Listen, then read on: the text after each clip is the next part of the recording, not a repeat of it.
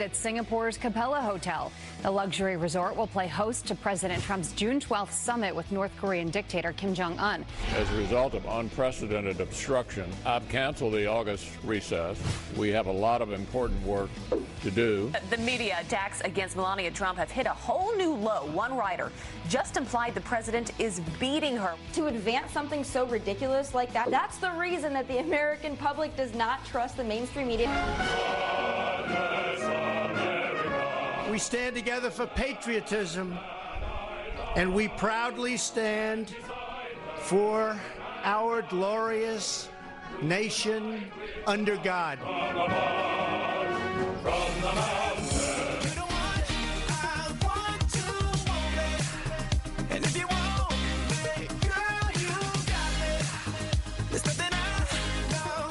It's June 6, 2018, 74 years ago today, D-Day, and welcome to Studio F on this with a little Wednesday. Jason Derulo. Right. You know who that is, Brian? Yeah, Derulo, yeah. Derulo. And a lot of people want to get up and dance. Go ahead. But I like to quote Brett Eldridge when he says, "I never met a dance floor that did me any good."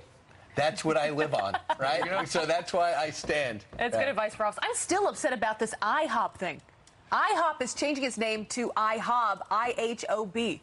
We're going to talk about it later in the show, but it is a sad day. We don't know what the B stands for. Bacon! That's what I think. But if they called it International House of Bacon, come on. Right. That would be gigantic. Yeah, For that would be everyone huge. except for pigs, because they would be not happy about the new demand. Boo-hoo. Yeah. All right. Anyway, thank you very much for joining us on this very busy Wednesday. What a night last night. Yeah, what a night it was. A wild primary night across America, and the winners in California already taking shots at each other. Yeah, you got big-name Democrat and Trump-backed Republicans set for a showdown in November with maybe the balance of the House on the line. Meanwhile, let's go out to Huntington Beach, California. Hillary Vaughn is reporting live with the results. Hey, Hillary. Hey, Steve, Abby, and Brian. Democrats were hoping a blue wave would sweep 10 House seats last night and successfully lock Republicans out of a gubernatorial race in the general election in November, but they fell short. In a huge win for Republicans, Trump-backed Republican businessman John Cox was voters' #2 pick to run the state in the governor's primary last night. He will face off against the Democratic favorite, Lieutenant Governor Gavin Newsom, who is hoping to take his boss's job in November. Newsom landed the top spot on the ballot headed into the fall, and in his remarks to supporters last night, he made it clear this race is not about what's happening in California. He has his sights set on D.C. Voters will have a real choice this November between a governor who's going to stand up to Donald Trump and a foot soldier in his war on California. Mark my words, I've never backed down from a fight. Cox already calling Newsom out for blaming President Trump for California's problems, pointing the finger at state Democrats that have had a monopoly on the leadership here for nearly a decade. It wasn't Donald Trump who made California the highest tax state in the country. It was Gavin Newsom and the Democrats. Democrats were also hoping to flip a House seat last night with California's jungle primary, letting the top 2 vote-getters head to the general. That means Dems had an opening to flip a seat if they could get 2 Democrats to finish in the top 2, but that didn't happen last night. 4 seats in Orange County that Democrats poured millions of dollars into. Democrats finished in second place and will have an uphill climb to take on Republicans in November. They were also targeting 2 Republican incumbent Congress Representatives Dana Rohrabacher and Mimi Walters. Both of them are progressing to the general election, but Senator Dianne Feinstein is breathing a big sigh of relief from D.C. because she made it through a very contested primary and is heading to the general election in November, but she wasn't in California last night. Steve, Abby, and Brian. All right, reporting live from Huntington Beach, Hillary Vaughn, we thank you very much. Thank you, Hillary. So some good news for Republicans out there. They're going to have a Republican at the top of the ticket in California, unlike some past elections where there's been nobody to get out the vote for the lower folks down lower ticket. Yeah, well, there was a lot of news, though, coming out of yesterday. Yep. 2 big bombshells coming out from the FBI. One of them, Andy McCabe, remember him as the former head of the FBI, fired just days before he was supposed to retire back in March. Well, he is now asking for immunity ahead of congressional hearing on the handling of the Clinton case, wanting immunity in order for him to testify. Gee, I wonder why would the number 2 guy at the FBI need immunity to reveal to a Senate committee what happened at the Department of Justice and the FBI? That doesn't look good for him. And then Brian, his lawyer says if he doesn't get immunity, he's going to plead the 5th. Right. So if he pleads the 5th, then he could get subpoenaed, and then we could that could be an issue. They just go down the line. Bottom line, they don't. The Judiciary Committee, and Grassley got the letter, would have to make that decision. Do we give him immunity? Because he's looking at a lot of legal trouble, number one. And number 2, what would he say? So they do have these preliminary meetings before to say, if I give you immunity, let me know what you're going to say. And it's one of the things they want to say is what you and James Comey cannot be telling telling the truth because you differ on something as vital as when did you find out about the Anthony Weiner emails on his laptop? Well, here's the and what about leaking to the Wall Street Journal on top of that? Also that. Right. Here's the big question. Why would you give somebody who is a known liar a deal? Why would you give him immunity? I mean, I know the guy's a liar. Also, somebody else who's in the news, the other part of that blockbuster. Well, Steve, I'll just stop you. Remember, they gave Sammy the Bull immunity, and he's a known liar and a murderer. So I'm just saying, sometimes you try to flip people because they might be saying something factual, and they got John Gotti, but Sammy the Bull ended up back in jail. You know who's not going to want him to get immunity is James Comey. Can't imagine he's sleeping well these nights. Yeah, no kidding. They've all got a story to tell, as does Peter Strzok. They would also like to hear from him. And now we know, according to Catherine Herridge, apparently she had spoken to a lawmaker up on Capitol Hill who was in one of those meetings yesterday and gave her the impression that Mr. Strzok had a much greater role in the mid-year exam, which was the code name for the Hillary Clinton email investigation, and also the Russia thing as well. Bill McGurn, who is a great writer for the Wall Street Journal, was with us, and he was talking about an hour ago about how all of these pieces fitting together make the FBI look very bad. Referred to it as, could this possibly be the FBI's Watergate? What did they know, and when did they know it? Listen to this. The FBI and every federal agency is accountable ultimately to we the people acting through our elected representatives. This is a story with a cast of thousands, Christopher Steele, the different FBI agents, Andy McCabe, but we don't know how it started. And the FBI and DOJ has been very resistant in providing the documents that would let us know how and why this started. What it looks like is that the official start of the investigation, July 31st, was not really the start. So, we're going to get a lot more information. But the IG report, the drafts of which was given to the Department of Justice and FBI in mid-May, and we were supposed to get it yesterday. Here, Michael Horowitz, who authored it, took a year to investigate yesterday. Now that's delayed, first to the 11th. Now we understand it's going to be 2 weeks from now. 18th and the people fear, and I think it's justifiable, including the president, that somebody's watering down and redacting again, which means we're never going to get to the bottom of it. I just wish Robert Mueller was more curious about what Peter Strzok was doing, being that, and Lisa Page and McCabe, as well as James Comey to a degree, his good friend, as he is about the Trump Tower meeting, reportedly, because I think it all fits together, especially, Steve, as you mentioned, Peter Strzok headed up both the email investigation as well as what the Trump people may or may not have done with Russia. Well, and maybe Mueller is looking into that. We don't know. There's still so many question marks. We don't know ultimately what's going to come out. There's a lack of curiosity, I'll tell you that. And there's very few that you don't see, Peter Strzok running in. You don't see a lot of these players marching in and out of the Mueller grand jury. We haven't heard any leaks from the Mueller team that we know of. Well, speaking of players, though, Brian, yesterday was a big day at the White House. I'm sure you've all been following this closely. President Trump uninviting the Eagles team after the majority of them said they didn't want to go anyway. So the president says we are going to throw a birthday bash for America. It happened at 3 p.m. yesterday on the South Lawn. The president used it as an opportunity to talk about patriotism and what it means to this country. Take a listen.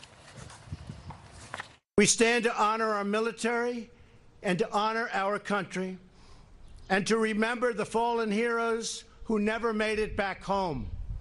We stand to show our love for our fellow citizens and our magnificent Constitution.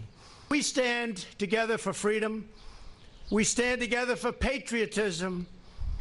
And we proudly stand for our glorious nation under God. Okay, so why did the president pull the plug on the invitation? Because apparently at the 11th hour, and yesterday Sarah Huckabee Sanders referred to what the Eagles were doing as a political stunt. Only 2 players were going to show up, along with the owner and the mascot, so they pulled the plug. The president never mentioned the Eagles, but clearly it's his message was, look, if you don't want to be there, you're not invited. Yeah. How people could say, well, the president should have been bigger than that and still had it. No one was coming. He knew that Lurie, the owner of the Jeff Lurie, the owner of the Eagles, does not like him. Right. On the record, not liking him. Caught on tape saying that his administration is a disaster. And it looks like a plot. First, they wanted 80 background checks because everybody was coming. Then it was 70. Can you imagine the picture? A handful. Right. Imagine the picture, though. Okay, here are the Super Bowl Eagles, the winners. And it's 2 guys. I don't know. It's 2 guys in the president. I still say invite the ones that wanted to go and treat them like the head of state. And even if the mascot kept on his costume. Yeah. It would be fantastic. Maybe we just don't need to have these meetings anymore. This has been going on for a long time. Look, but if people don't want to come, let's not politicize patriotism. Let's not politicize sports. But if you looked at the University of Alabama, how thrilled they were. If you look at the faces on the Astros, how thrilled they were. I mean, why let them not experience for them for the players and their families? It's such a great American tradition, and now for it to be so political and for people trying to make a statement. That's why I say invite those that wanted to go. Right, but actually 2 people. Yeah, that's out of 70. Yeah, but give them the best experience of their life. It's insulting. Well, they blew it. Yeah. 7-11 now. Jillian's a big Eagles fan, and she joins us now. And hasn't LeBron James already said that neither team will go to the White House for the finals? Or Cleveland. Right. So He's already set the record straight there. Snowballing. And Golden State didn't go last time. I know. I rest my case. Let's get you some news right now. An illegal immigrant is sentenced to death for murdering a border agent. Gustavo Tijerina Sandoval shot and killed Javier Vega Jr. in 2014. He was fishing with his family when Sandoval and another man tried to rob him. Vega was a Marine Corps veteran and leaves behind a wife and children. Sandoval's accomplice is awaiting trial and also faces the death penalty. A White House contractor charged with attempted murder expected in court today. Secret Service agents busting Martise Edwards at a checkpoint as he headed to work. He had an outstanding warrant after he shot his ex-girlfriend's new boyfriend. The victim was taken to the hospital with life-threatening injuries. Right now, it's unclear exactly what he was working on at the White House. Come to your TV if you're not there, because this pre-K grad stealing the show with her adorable dance moves. You have to see this.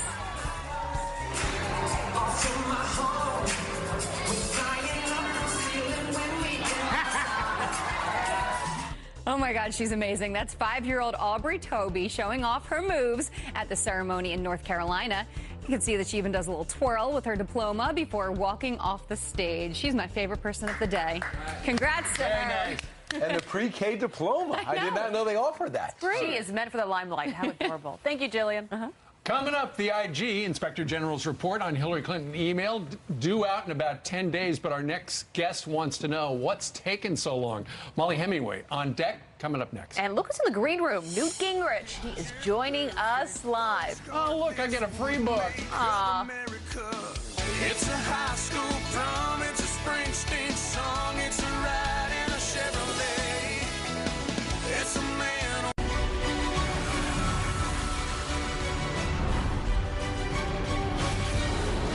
All right, the highly anticipated Inspector General report due out any day now as President Trump takes to Twitter.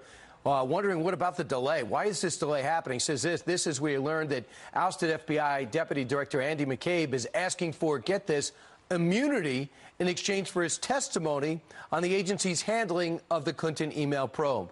Here to break it down and what it means, senior editor of The Federalist and Fox News contributor Molly Hemingway. Molly, does the delay bother you, and if so, why?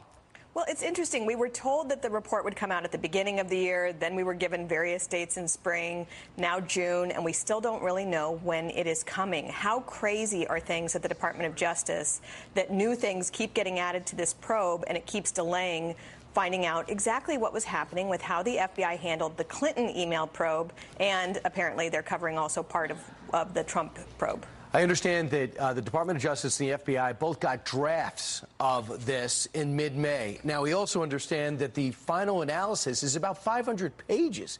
Doesn't that seem huge to you?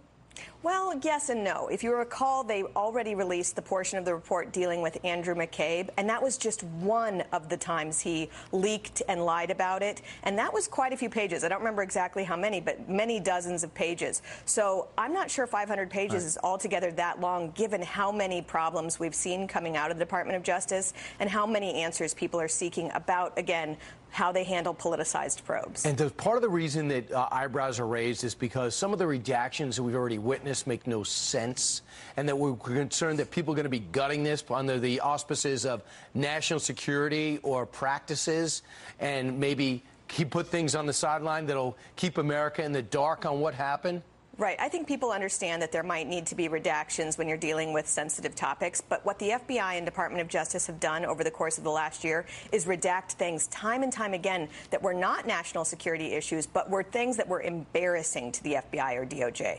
I know this is a very bad period for the FBI, but the best disinfectant is sunlight, and we all need to know what we were dealing with so we can make sure that we don't have these kinds of mishandling of politicized probes ever again. So I hope they don't redact too much. I just also hope that Robert Mueller is at least curious about this final result, because if he truly wants to get to the bottom of things, when people like Lisa Page and Peter Strzok are involved with literal biases, and that they're involved in both investigations, that should be a player in what Mueller concludes. Molly, it's going to be interesting. We're supposed to get it in 2 weeks. I'll give you a day to digest it, then come back, okay? It sounds great. Thanks. All right, 500 pages shouldn't be hard. Meanwhile, straight ahead, this fallen hero honored during a special reception at the White House, and his touching story, an incredible one of patriotism. His father joins us next.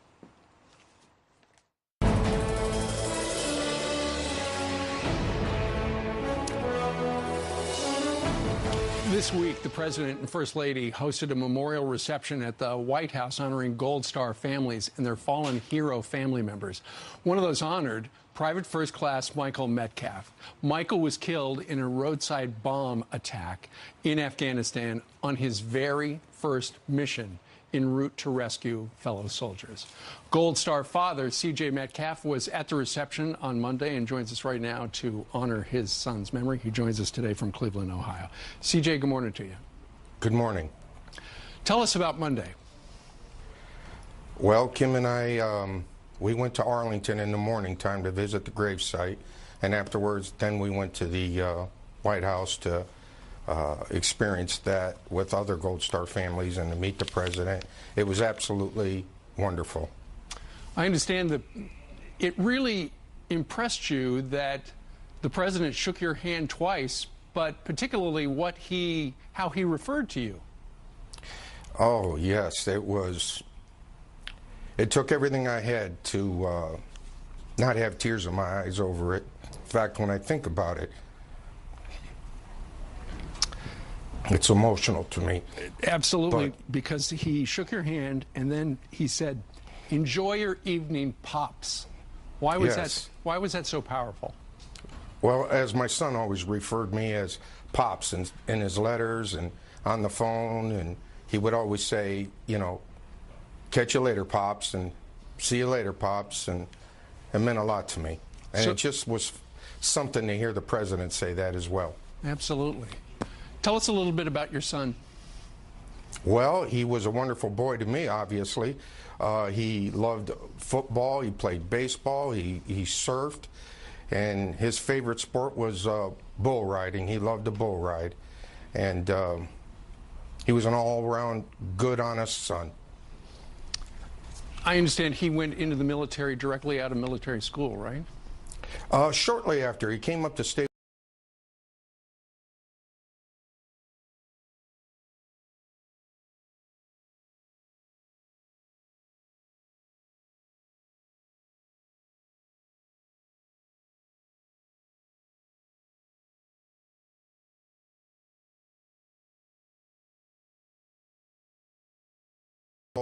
He loved it. He went to the military academies. His mom set that up. He loved it. And then he went into the service afterwards and walked into the footsteps of my grandfather. That is great. In fact, you have a tattoo on your shoulder, don't you? Yes. It was one that my son picked out. He had wanted a tattoo from 15 years old, and I asked him to wait, and I asked him to promise me to wait, and he did. And I told him if he waited till he graduated school, I would go with him, and I would pay for it, and we'd get one together. And so that was what would happen. He picked it out. It was a cross with dog tags on it and his birth date. Yes. It's so powerful. Tell us about his first mission. Well, his letters that he wrote me, you know, he would say how, you know, how hard it was there. You know, it was not good sleeping arrangements, and it was difficult for him to go through all that. And then, from what I understand, you know, we couldn't talk every day. You know, as you reported earlier, that he was out to rescue some other soldiers, and that's when the roadside bomb got him as well. On his very first mission. First time out. First time out. But he was a brave boy. We used to always fight and wrestle, and, you know, he never had much fear for that kind of stuff. He had a good heart, and he loved to be there for somebody. Yeah. I know you and your son Michael exchanged letters throughout his career. And there was a letter to your ex-wife in his pocket that she cherishes to this day. Tell us about that. Yes, well, he was carrying that that letter in his pocket, and no one knew about it until after the fact, after he had died, and it was retrieved, and of course it had his blood on it and everything from the explosion, and was given back to his mother. And her mother, of course, obviously cherishes it. Indeed. Casey, after the Gold Star family event at the White House, you and your ex-wife went to Arlington to visit his grave. Yes. What did you say to your son? Well, we always say, son, we miss you, we love you, and we're proud of you. And we looked at each other and we said, you know, no matter our differences, we had a great son, a son we're proud of, and we hope that he is happy looking down on us, that we're together looking at his gravesite. C.J. Metcalf, we thank you very much for remembering your son and telling us what it was like at the White House. Thank you, sir. Thank you, Pops. Right back.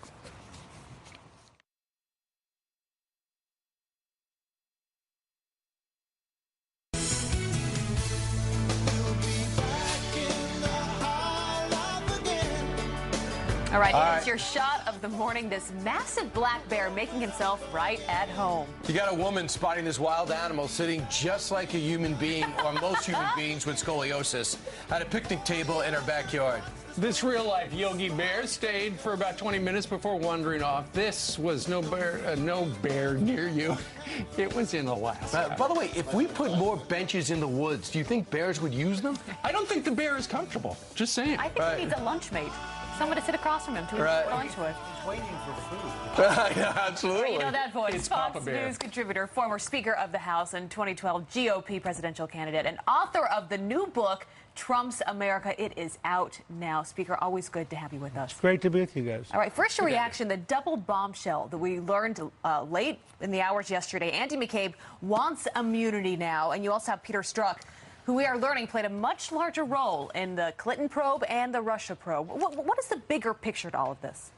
The scale of corruption is beyond imagining. I mean, first of all, if you were McCabe, you'd want immunity too, because he's going to go to jail. And if you're the number 2 guy in the FBI, going to jail is really a bad thing. Why do you think he's going to jail? Because he broke the law. Consistently, they have an Inspector General's report that says here are all the different places he broke the law. If you don't tell the truth to the FBI, we see this over and over again, you're going to jail. What if you're the FBI and you don't tell the truth? Well, they're very strict about it because it's really high value for their agents to have believability in court. Mm-hmm. And so, McCabe is in deep trouble, which means Comey is in deep trouble. And in the case of Strzok, the most interesting single tweet or text message said, the president personally wants to be briefed on all of this. And what Strzok and Page are going to lead to is Valerie Jarrett and Barack Obama. Because it sounds like what we're starting to hear is this FBI operation was being essentially run by somebody at the Department of Justice. Who was running it on behalf of the President of the United States. Right. And this informant, according to the Washington Post today, they are having trouble at the Washington Post lining up these stories because this informant was evidently put into action, how you want to say informant or spy, before the actual probe was listed as started. So why was the informant talking to Carter Page before the actual probe was launched? So the Washington Post can't figure that out, Newt. Can you? Well, my favorite moment, we were in Laurel one night, and she played Jim Clapper, former director of national intelligence, saying, "I really hate to use the word spy." And I thought to myself, he was the guy in charge of every spy the United States has in the world. Right. And it tells you, though, how totally deranged this is getting. These guys were all breaking the law. They were all counting on Hillary winning. They were all sure she would cover it up. And it was a straight-out deal. We won't put you in jail. You won't put us in jail. Cozy. So there's another story out there that I think impacts all Americans about the economy, the good job numbers that came in on Friday. But we are now learning, and this is the first time, as far as we've been keeping track of the economy, that there are more job openings, Speaker, than there are people that are unemployed. 6.7 million openings to 6.35 million workers that are unemployed. What does that tell you about where we are? Well, two things. First of all, it tells you that there's going to be a red wave this fall, not a blue wave. Because when you have the lowest black unemployment in history, it all begins to have an impact. And people begin to look around and go, wait a second, I don't care what the news media is saying. Trump's succeeding at a practical level. Second, it tells you, I think, that this is the moment to do welfare reform, to encourage people to get off of dependency and go find work. Before November. You mean do it now? Do it now. You have an opportunity here where you have so many new jobs being created. You want to encourage people, as Mary Mayhew did when she was commissioner in Maine, where they had a dramatic reform, very simple. If you're able-bodied and you have no children and you're getting food stamps, you must go to work. 13 out of the 14,000 people in Maine left food stamps, went to work full-time. Their incomes went up, and they began to be part of this great escalator that is the American system. Well, that's what Mitch McConnell is telling Congress, canceling the August recess. Really curious on your thoughts about that. Should he have done it a long time ago? Well, I think I wish Senator McConnell had at least kept him in for weekends, but I'm delighted that he is keeping him in. My prediction is that Chuck Schumer will have about 4 days of this and cave totally.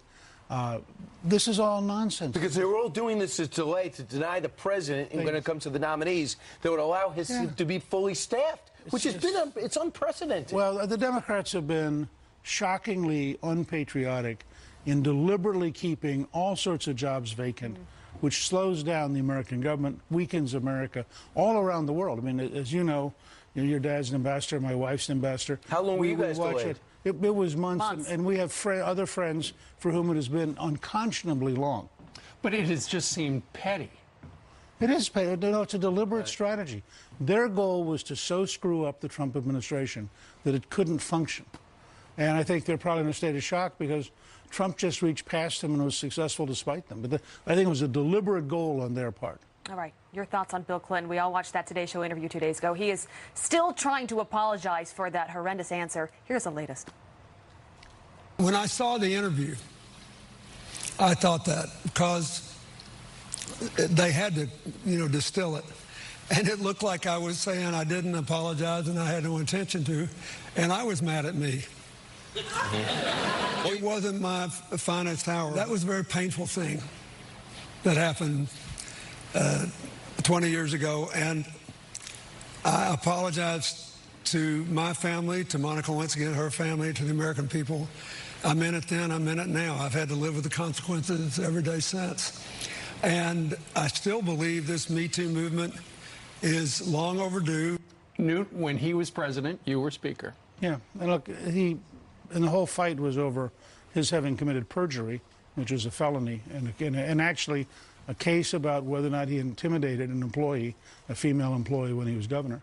I feel sorry for Bill Clinton. I mean, he wants us to feel sorry for him. But I do feel sorry for him. I mean, this is a guy who rose to the highest office in America, who first of all, has to now be with Hillary after her second defeat. And that whole arrangement didn't quite work out the way it should have from their standpoint. He is going to spend the rest of his life in this cloud and doesn't seem to be able to get to closure and just move on. Didn't he create that cloud for him, though? Isn't he to blame for all that? I'm not defending him. I'm just saying when you watch him, you're watching somebody who clearly is so much less than he wanted to be. And by the way, he looks like he's struggling at 71 years old, sadly. Trump's America, the truth about the nation's great comeback. What surprises you 18 months in that made you write this book about a comeback? I know you like him and you were pulling for him, but what made you say this comeback is real? I think the remarkable thing, and a great contrast with Bill Clinton, is that Trump, despite all the opposition, despite all the hostility, despite 94% of the elite media coverage being negative, Trump has just ground his way forward. He has got the economy moving better than it has been since Ronald Reagan. If the numbers that the Federal Reserve is talking about come in this quarter at 4.8%, that'll be a Reagan level that we have not seen in I think, 30 years. That explains why he's getting all this good publicity then. But it's amazing to watch. Here's a guy who has, I think, successfully maneuvered with North Korea and has successfully cut taxes, successfully deregulated, and the New York Times and the Washington Post would close down before they admitted it. Well, it's all part of Trump's America. Brand new book came out yesterday. Newt Gingrich, we thank you very much. It's a great read, Speaker. Always good to have you with us. And I'll see you outnumbered at noon. All right. Jillian, what do you have for us? All right, I've got a couple of headlines, so let's get you caught up, starting with this. If you plan on crossing the border, prepare to get your picture taken. The Department of Homeland Security will start testing new facial recognition software starting in August. It's called the Vehicle Face System and will be installed at the southern tip of Texas. Cameras will scan photos of people crossing over the border and compare them to a government database of images from passports, visas, and other documents. A Democratic candidate for Congress shunned by his own party, telling him he is, quote, too brown to win his primary. By far, you're the best candidate. You have the most experience. You're an engineer. You're a lawyer. You have government experience. You've worked with the FBI. But you know what? The name Omar Siddiqui will not work in Orange County. You need to change your name. Omar Siddiqui was running to unseat incumbent Republican Dana Rohrabacher. He said those words came straight from the mouths of Democratic delegates. Ask and you shall receive. A woman in Texas putting out this doormat saying, quote, please hide packages from my husband. So that's exactly what her Amazon delivery driver did. This security footage showing him read the mat, then go around the corner to hide a package. The woman posting it online saying, shout out to Amazon for always being loyal and hiding my packages. That can't be real, though, right? The husband has to see the doormat. But here's the problem. So you're broadcast. If he does a really good job, they might not be able to find it if they've hidden it. That's true. Meanwhile, we have hidden Janice Dean. She's no longer here in the studio. She is outside. Look at my friends who came to see us. What are you guys all here for? We love Fox and Friends. Oh my gosh, amazing. Let's take a look at the maps real quick. It's a beautiful day here in New York City. There's your forecast, 71 here in New York. We could see some strong storms across the central U.S. It's going to be hot, hot, hot across the south. And we are looking at cooler temperatures across the northern Rockies. What are your names? What are your names? Harrison Adams. And? Olivia Adams. Where are you from? Atlanta. Nicely done, everybody. Give yourselves a hand of applause. Yes. Look at these crowds. It's amazing. They're here for all of us. Beautiful. Wow, they're getting bigger every day, Janice, they're there for you. Thank you. All right, the media attacks against Melania Trump hitting an all-new low. One writer just made a horrific implication about the president's relationship with his wife. That is all coming up. Plus, President Trump is set to sign a big health care bill today to help our vets. Todd Pyros having breakfast with friends near West Point with reaction.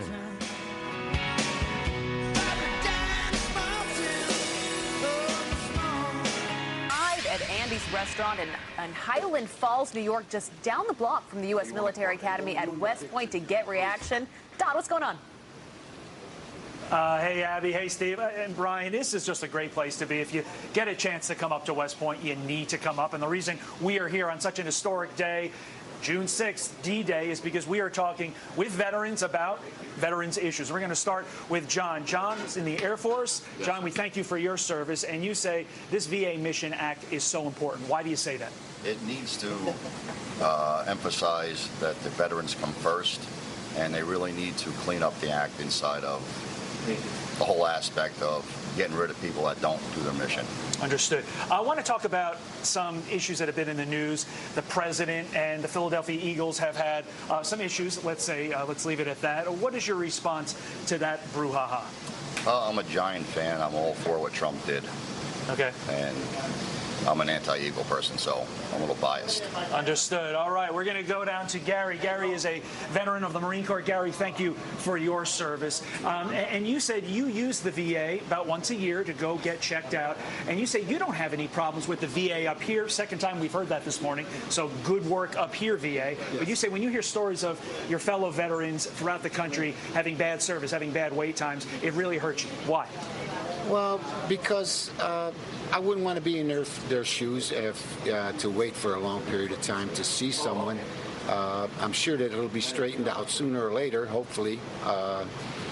And does it happen frequently? I really don't know. It doesn't happen here, okay? It doesn't happen here, so I can't say it's something that has to be looked at over here. Maybe in other places. Right. Other places, yes, it probably has to be looked at. Now, even though you're wearing that great flag shirt, you are not thrilled with what the president did with regard to the Eagles. Why? To put it nicely, I thought it was foolish, to tell you the truth, what he did. Okay.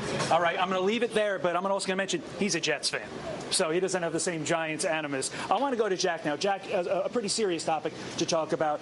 You say whatever happens with the various VA mission bills or anything veterans-wise, you say mental health needs to be a focus. Why? Because 23 veterans kill themselves on a daily basis. Wounds like that are very difficult to see, and so they can be difficult to treat, difficult to diagnose. Right. And if 23 guys are ending their lives, 23 men and women are losing their lives every day over it, we got to spend the money, we got to fix it. All right, and obviously football's been a big topic of discussion here, but I think I can speak for everybody here. Go Army, beat Navy. There you go. I knew I was going to get that, even though the game is months away. But they're always thinking about it. Yeah. All right. Thank you, Todd. Thank you so much, Todd. All right. Meanwhile, the mainstream media attacks against Melania Trump have apparently hit a new low. One writer for Rolling Stone just made a horrific implication about the president's relationship with Melania. A closer look straight ahead. And we've been telling you about the pardoned Navy sailor suing the Obama administration. Kristen Sausiere's attorney says the Inspector General report on Hillary's emails will prove their case. He joins us live to explain, coming up.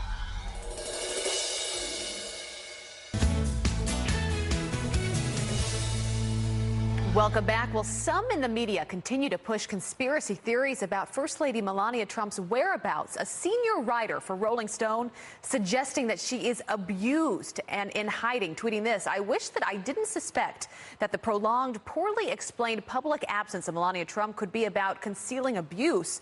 I wish that it was a ludicrous prospect. I wish that the POTUS wasn't a man with a history of abusing women, including those to whom he is married." So have we officially hit rock bottom? Let's ask Emily Jahinsky with the Washington Examiner. Emily, great to have you on. Unfortunately, though, this story, I mean, it's conspiracy theory after conspiracy theory. This is not someone with an egg on their face on Twitter. This is a senior writer for the Rolling Stones. What is going on? Yeah, that's exactly right. This is a senior writer for a publication that purports to take journalism very seriously. And he says in his tweet he wishes it weren't such a ludicrous prospect. And I have good news for him, because it is a ludicrous prospect, right? For a journalist to float this, the implication of his tweet is that the president is committing domestic violence. And for a journalist to float something as explosive and as serious as that without any hard substantiating evidence is irresponsible at best, and it's sad that this is what we've come to right now. Yeah, I mean, Melania didn't ask for any of this. She's just trying to recover from a surgery. What I don't understand, Emily, and maybe you can help explain this, is I've long argued that there's not been enough attention on Melania Trump from the time they got into the White House. She's got an incredible story to tell. She's passionate about great initiatives, opioids. She's talked about bowling. She's not anywhere on magazine covers. And all of a sudden, now that she has not been seen since the surgery, the media cannot get enough of Melania Trump. The irony here.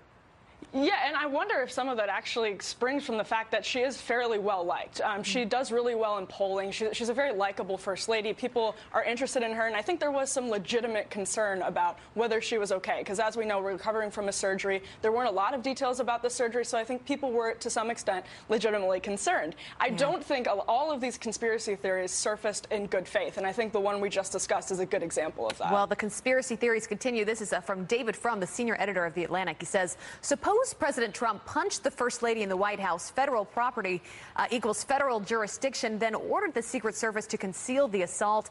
POTUS has Article II authority over Secret Service. Is that obstruction under secular endowed? Apparently no. Emily, have we officially hit rock bottom here?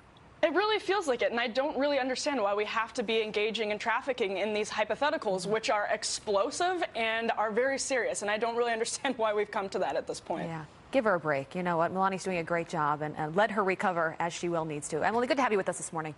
Thanks, Abby. All right, coming up on the show, thought the Iran nuclear deal couldn't get any worse? Well, think again. The bombshell new report out just moments ago. That is up next. Plus, Candace Owens, Charlie Kirk. We've got another huge hour of Fox and Friends on this Wednesday morning still to come.